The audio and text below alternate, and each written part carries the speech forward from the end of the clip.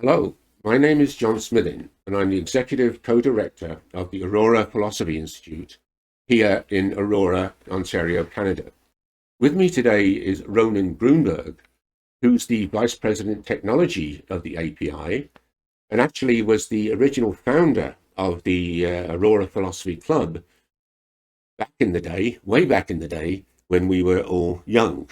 A long time ago, a very long time ago, it seems, when I had a lot more hair. Well, I've never had any hair, so you can't see it under my hat, but trust me. Um, what we're doing today, this is the first in a series of discussions or conversations, I would prefer to say, in a new API series, which we will literally call the Philosophy Discussion Program. The overall title of the series is Coping with Reality. Can Philosophy Help? And in a way, the title of this series is already quite provocative. The reason I say that is that many or most philosophies, worldviews, ideologies in the 21st century tend to say one of three things. First of all, there's this idea that nothing is real, everything's an illusion. That's very commonplace. Number two, if there is a reality, that it's somehow impossible to get to know that reality. We don't have access to the true reality. And I suppose sort of the opposite argument, an argument which strikes me anyway as being quite dangerous, is that on the contrary to that, we individually or as a society can simply remold reality, change whatever we don't like about it, to conform to our own desires. On top of that, I think that many people these days think, or perhaps sense, I don't know whether they give it thought per se, that there has been a degeneration of our culture over a period of decades. And moreover, in the present century, it's rapidly accelerating. I don't know if you actually feel that, Ronan. Do you have that sense as well? Yeah, I don't know that I feel that it's degenerating, but I do think that there has been a movement away from philosophical thinking. I think that the central question that we're going to be talking about, and that is very important to try to answer, is philosophy something that is important? Now, I'll tell you this. I know that most people don't care about philosophy. They don't think about philosophy.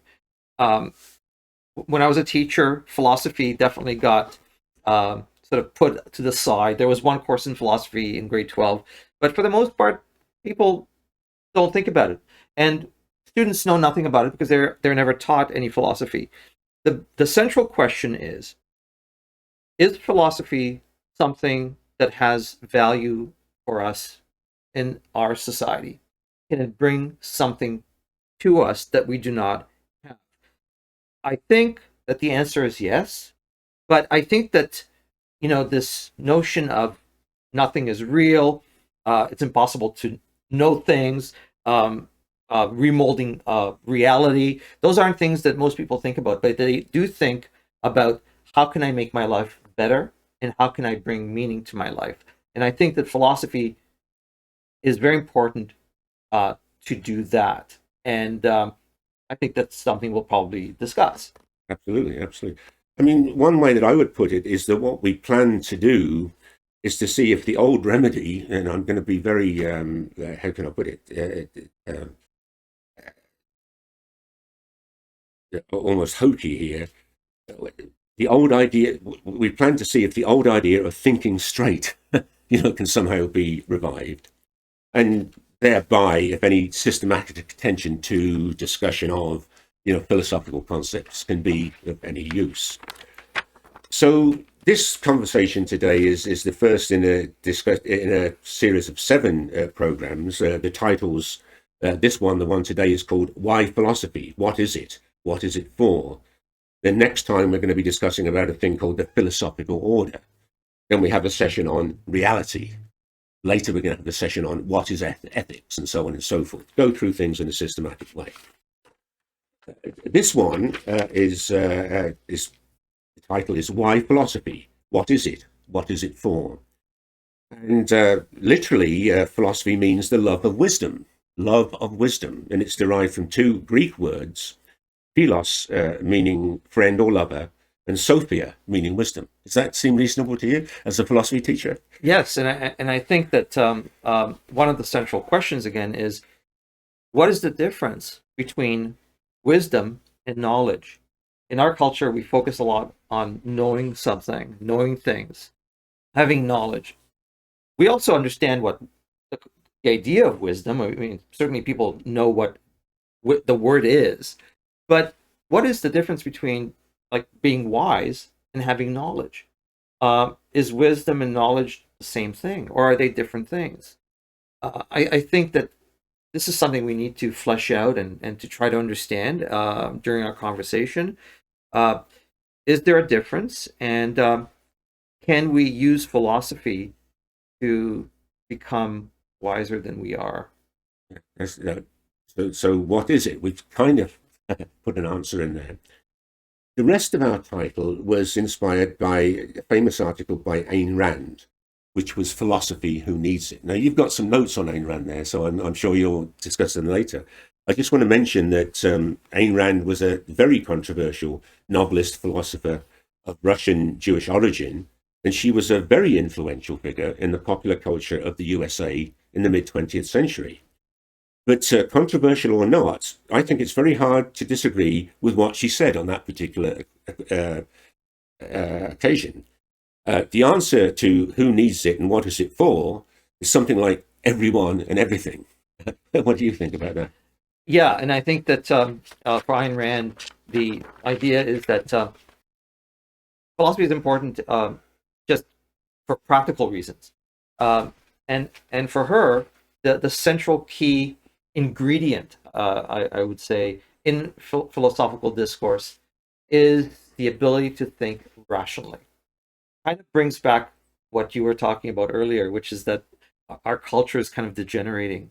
I think Ayn Rand would probably say that it is, and the reason for that is that we don't use reason and rational thought enough.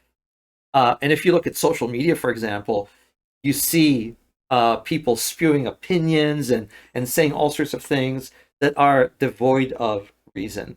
So for Ayn Rand, being rational is supreme. It's kind of the most important thing that we can achieve.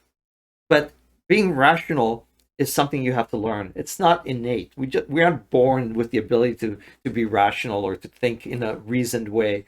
So philosophy, if we study philosophy, if we explore philosophy, can put us in the right direction, in the right course. Yeah, someone has to teach us, as it were, how to think. Yes, it's not innate. Yeah. Human beings don't have the ability to just, be born and think rationally. This is something that you have to cultivate. And if you don't use it, what the old saying is, you lose it. Yeah. It's true with our ability to think straight and with reason and rationally. Yeah. If we don't use it, we lose it. Yeah, and when I fully agree with you that reason and rationality are important. But when we do get to reason and rationality, that it may conflict with other commitments that we have. I'm thinking particularly of religious commitments and so on.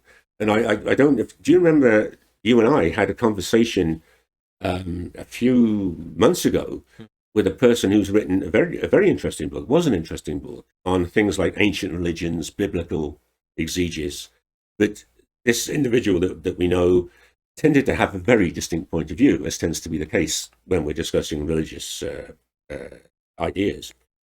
I think our response, it was almost a joint response, and I was pleased at. Our basic point that as philosophers, we wouldn't actually try to address questions of religion, monotheism, polytheism, etc., by textual analysis, going back to the text, or by history, what's the history of a certain religion. But we would do it directly through metaphysics. Now, I'm sorry, that's another one of these big words. And at some point, we're going to have to bite the bullet and describe what these things are. But we both agreed that we should address religious questions through metaphysics. And unfortunately, I think that metaphysics is an art, if I can put it that way, which is essentially missing. Going back to the point you just made, it's essentially missing in today's world. Now, personally, and I cannot speak for you on this question, I would tend to at least rule out any kind of religion, the supernatural, mysticism, the transcendental, and so on and so forth. And let's say that's idealism in general, on the grounds of so-called metaphysical realism. Metaphysical realism. How would you react to that? Okay, so I agree with a lot of what you say, but I think that there are a couple of things that you say that I don't completely agree with.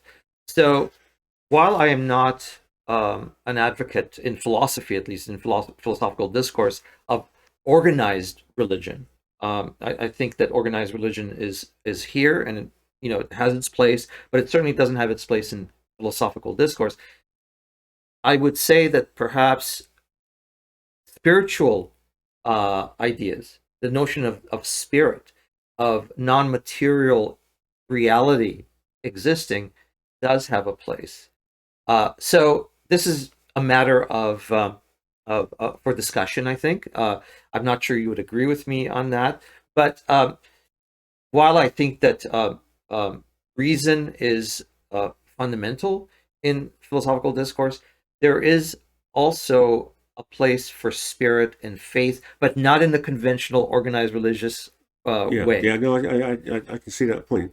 Well, that many times I've said this is that if you look at philosophical discussion, very typically it boils down to a discussion between idealism on the one hand and materialism on the other.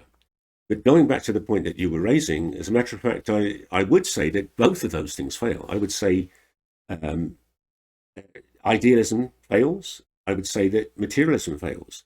The reason that materialism fails is that there are beings which exist, are real, and have causal effects. I'm using the word beings carefully. They exist, they have causal effects, but are not material. Right. And the obvious example to me is social facts. Right. Money is a classic one. Yes. But more or less any social institution. It's not material, yeah, but it can be real, it can be binding, and it can have... you could actually argue that most organized religions are precisely that, social constructs. And they certainly have effect on people's lives. They do, and they're very real. For better or worse, in my view, typically, just think of all the religious conflicts around the world, typically it's for worse. But we can't throw the baby out with the bathwater. We can't sink into a sort of pure materialism. And I think you and I are, in agreement. I totally agree with you on that. I am very much a realist, like I think you are, in that I believe that there are things out there that are real and that we can know them. And we're going to talk about that more later. But realism is an important part of, I think, philosophical discourse. And it's dangerous to go in other directions where people discuss the notion that nothing is real, which you mentioned earlier, or that it's impossible to know things, or that we can remold reality, in whatever way we want. All of these things, are interesting philosophical ideas, but they have possibly some very dangerous consequences. So I think we both are probably in agreement that there are real things out there that we can know and that are immutable. You can't remake them according to your will. They're not all material. And they're not all material. Exactly. Absolutely. Yes, exactly. I agree completely. So, I think we can take it back then to this notion, we mentioned it before, this concept, and I'll say it sort of, out loud, metaphysical realism. And in a moment, I want to give you a quote of two academics who define that.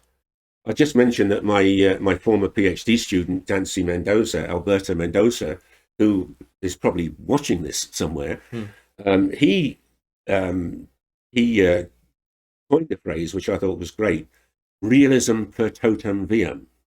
Per totum viam, is Latin, obviously, all the way. So realism all the way. And I think it means more or less the same thing as this notion of metaphysical realism. So according to a very recent book by two academics, Douglas Rasmussen and Douglas Den Ohl, they define metaphysical realism as follows. Metaphysical realism involves both an ontological and an epistemological thesis. Now notice we're bringing in then these technical jargon terms, ontology, epistemology, which we know from our discussions in the API that sometimes confuses people.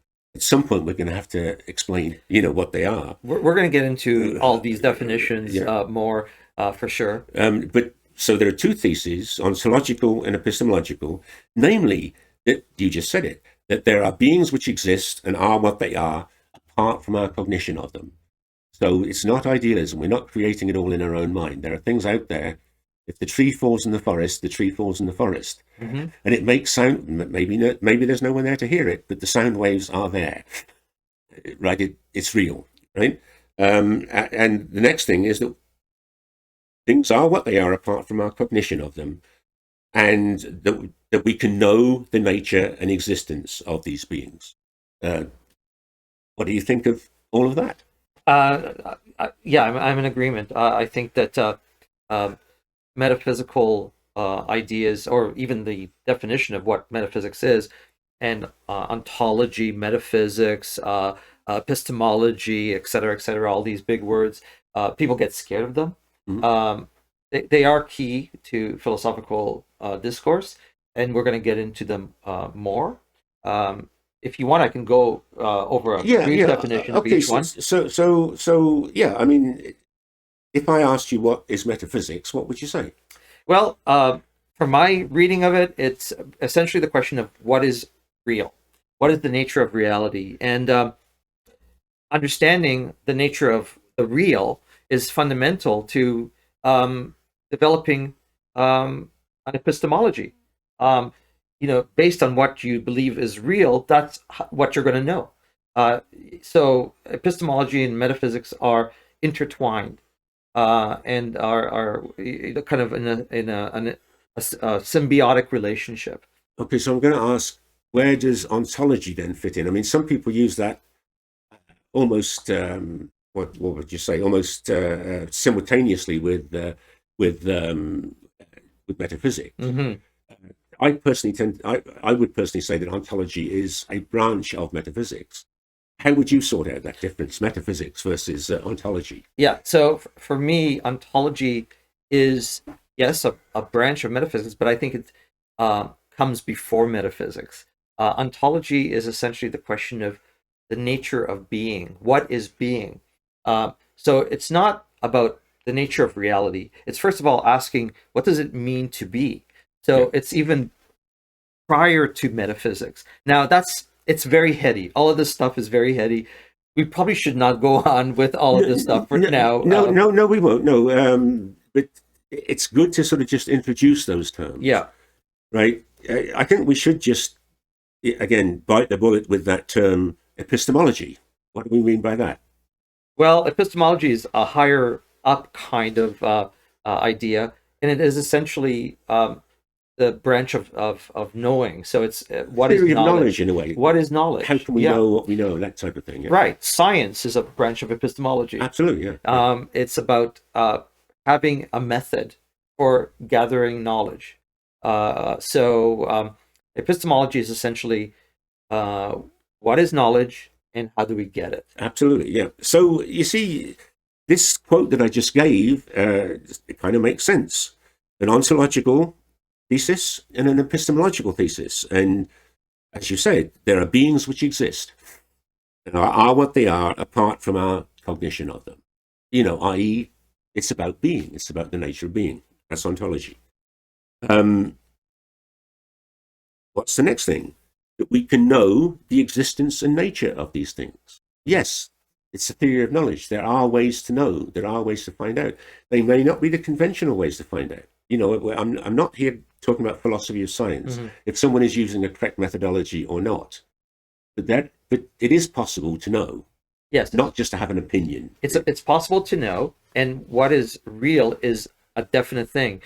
There's a phrase that I hear often, which just makes me crazy, and it's the phrase, perception is reality.